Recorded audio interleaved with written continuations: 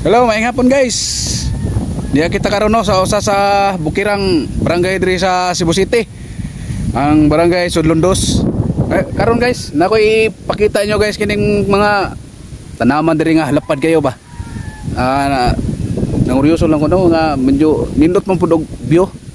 Ang makita na to, ako ipakita kaninyo guys kining mga dako nga tanaman sa mga pananom sa mga gulay. Guys, lapad kayo nga tanaman sa mga gulay yang nakabalot sa plastik na numbanan po sa nindot nga view.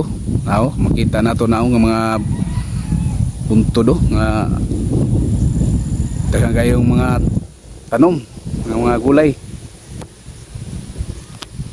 Makita na po nato ni guys sa daplin sa barsada.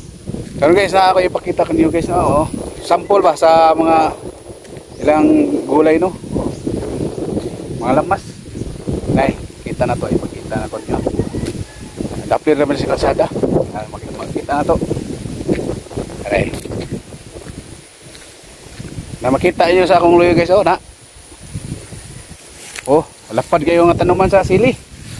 Panglama sa mga karni-karni o mga gulay rin nga. Ilang lang lamasan na nga panindot pa sa lasa.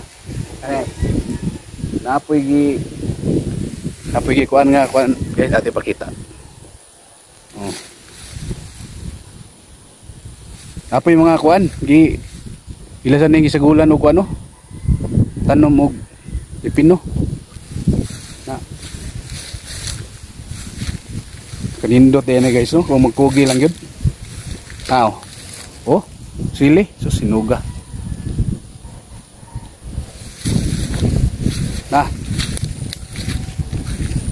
Kudako yung tanaman sa mga sili. Guys. Namuwak na niya siya no. May giyan na niya nga rin. Guys no, kung magkugi lang kita guys no. Nagi makuha no, maani mga pananom nga ato makita no. Tawag ipakita kaninyo. Nindot to dito guys, bugnaw ang hangin ba. Kung magpuyo siguro aning lugar siguro ba kanang muraog. Sige siguro no kuano kanang kugihan ba, ang kugihan ba? Kugihan. Naghangyo ko ng anak mo upong mo sa mga istorya ba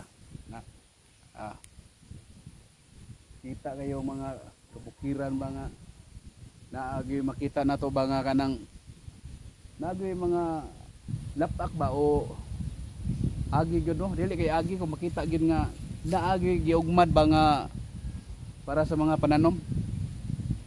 So buntura makita na to na sus bugdawa sa hangin. Guys, thank you for watching, just for sharing para sa mga farmers na to. Bravo sa mga farmers nga nagugmad nga padayon mausan ni sila yung nag-supply sa atong mga panginanglan no, labi na dito sa mga syudad o sa downtown. Diin ang ilang mga bligya dito na to mga palitsad.